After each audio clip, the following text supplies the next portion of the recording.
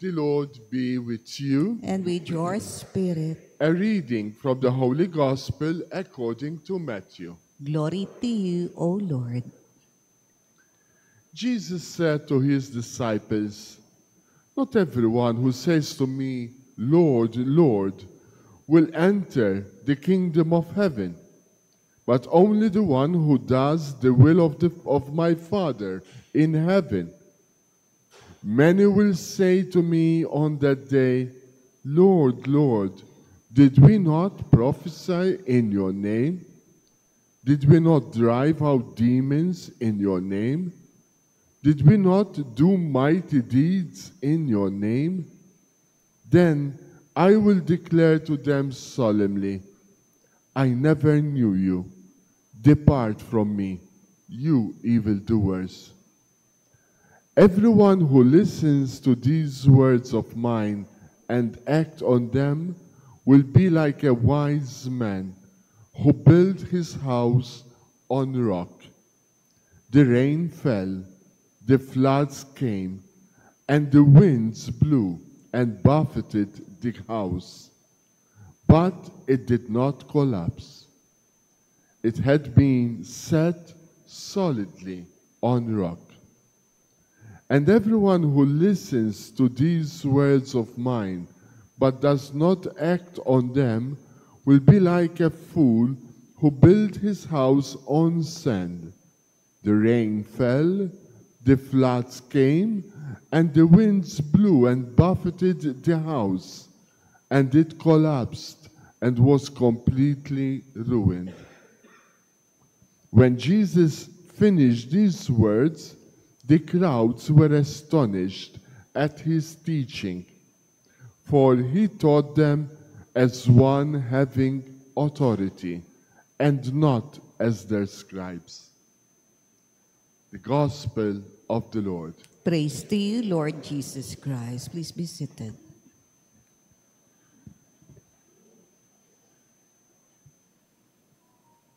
Good morning, dear brothers and sisters. Good morning, Bishop. We praise and thank the Lord for gathering us this morning and giving us this opportunity to encounter Him, especially in the holy sacrifice of the Mass. Every Mass is a blessing. Every Mass is a miracle because it is an opportunity of grace to encounter the love of the Lord. I'm sure Father Jason, and by the way, thank you Father Jason and Father Mark for the invitation. I'm supposed to join the Novena Masses, but I pleaded to Father Jason if I can celebrate it earlier. So it's not yet the Novena to Saint Maria Goretti, still the Novena to the Most Sacred Heart of Jesus. Bukas pang umpisa, pero sabi ko, and Thursday, I was told, is also a devotional day also to Saint Maria Goretti. So in a way, we are anticipating already our novena and fiesta celebration in her honor.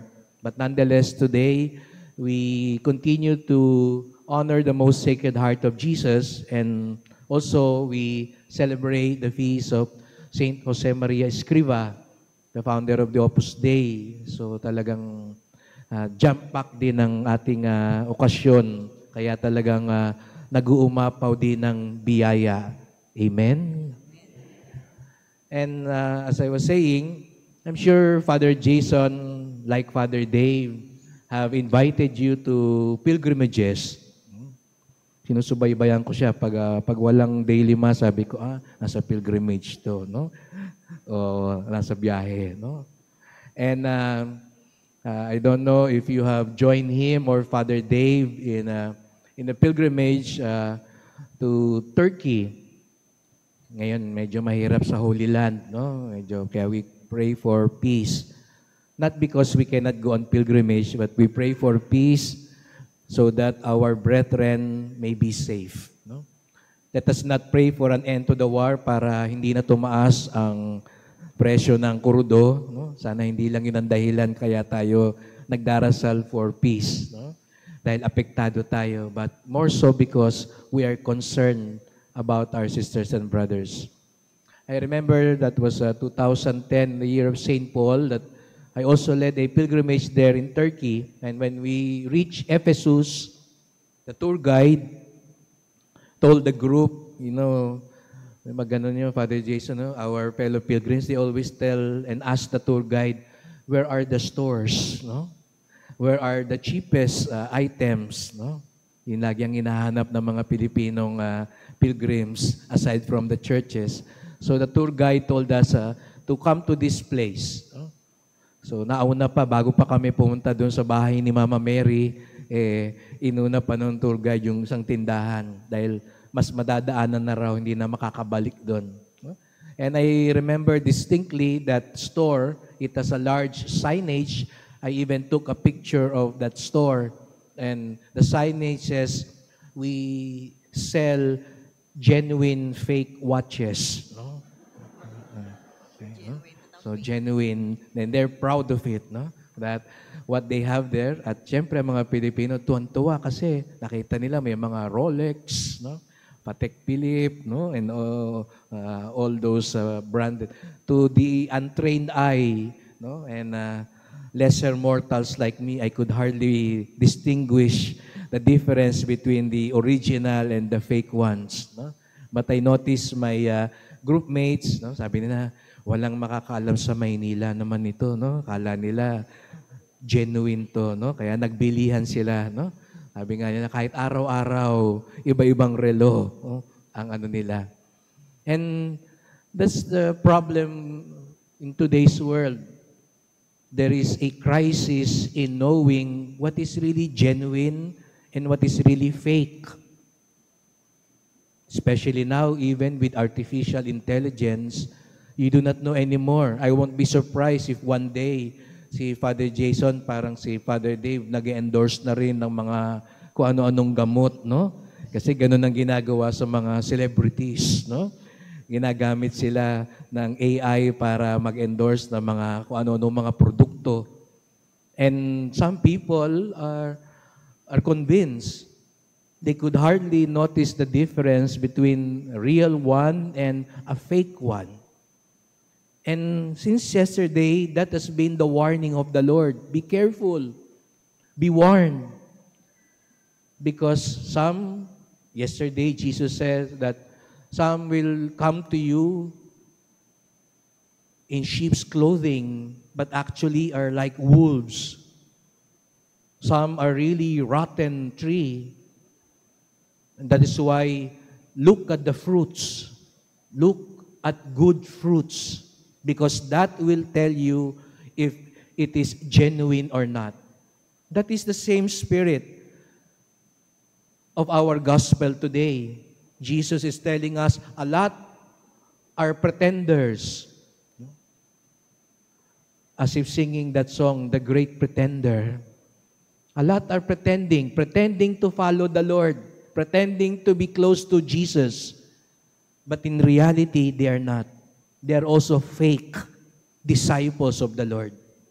That's why, since yesterday, Jesus is calling us to be fruitful, maging mabunga. At yun ang ipagdasal natin ngayon sa kamahal-mahalang puso ni Jesus. Maging mabunga tayo. Kaya anong warning ni Jesus sa gospel? Sabi niya, not everyone who calls me Lord, Lord,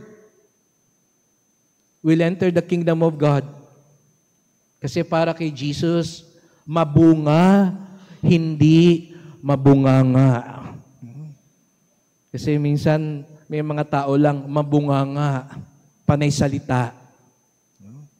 Ayan, mag-oath taking na ho sila sa Monday. Tignan natin kung sino ho ang mabunganga lang o yung tutupad ng kanilang mga pinangako. Ilan sa atin din ang nangako pero napako. Ilan sa atin kaya dito ang busog na busog kasi ang dami na nating kinaing salita. Ang dami nating sinabi pero kinain nating lahat dahil hindi natin natupad. That's why Jesus says, not everyone who calls me Lord, Lord. When you go to heaven, you will not just show your baptismal certificate. That's not enough to allow you entry into the kingdom of heaven. You will not tell the Lord, nagsisimba ako lagi. Nagsisimba ako sa Goretti, nagsisimba ako sa Quiapo, deboto ako, may t-shirt ako ng Nazareno, may panyo ako, may miraculous medal ako, may scapular ako. Those are good. They help us, but they should lead us to real fruitfulness. Kaya mabunga, hindi mabunganga.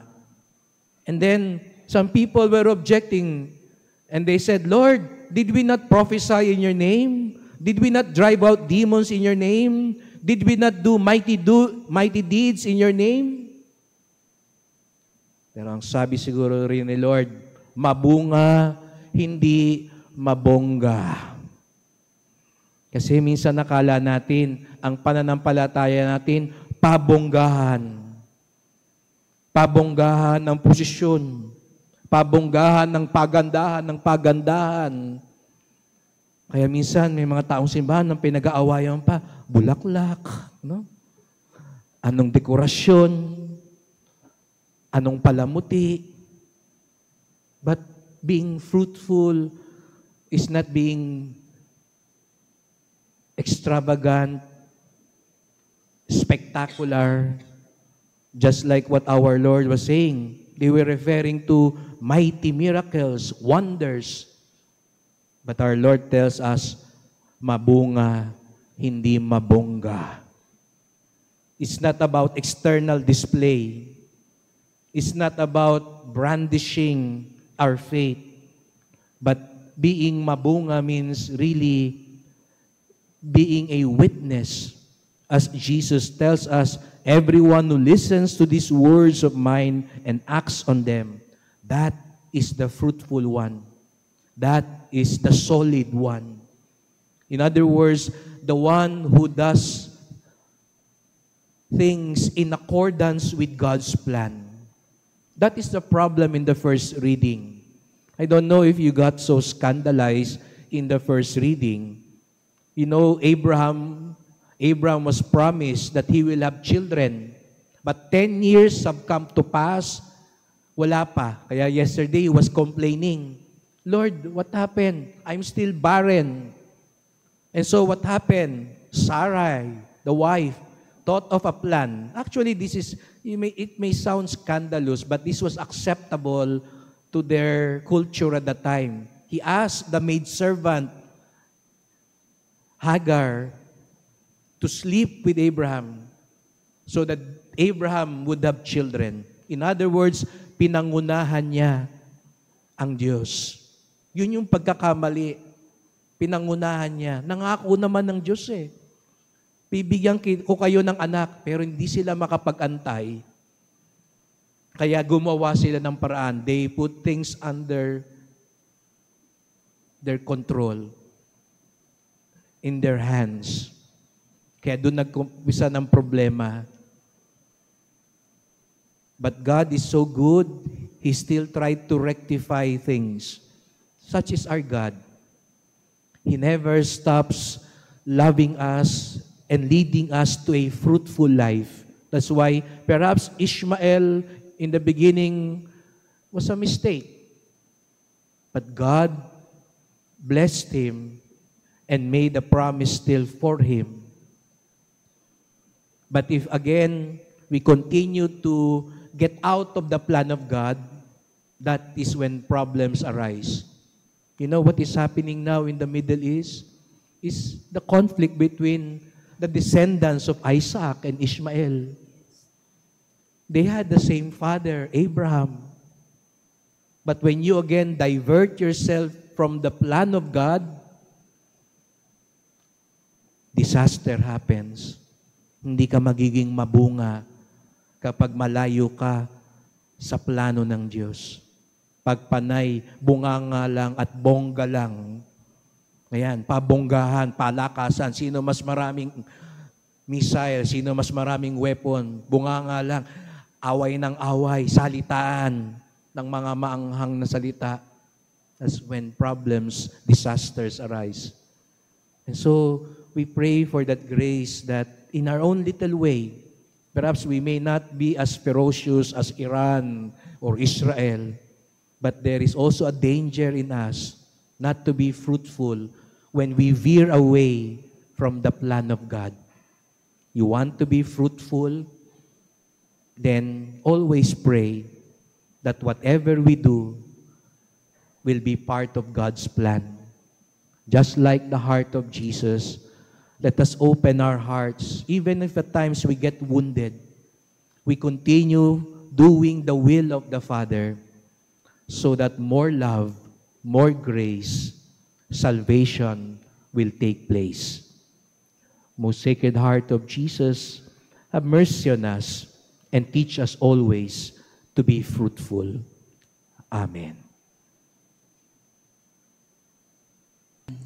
Before Bishop June grants us the final blessing, may I ask you to please take your seat for muna po at may konting announcement lang po tayo.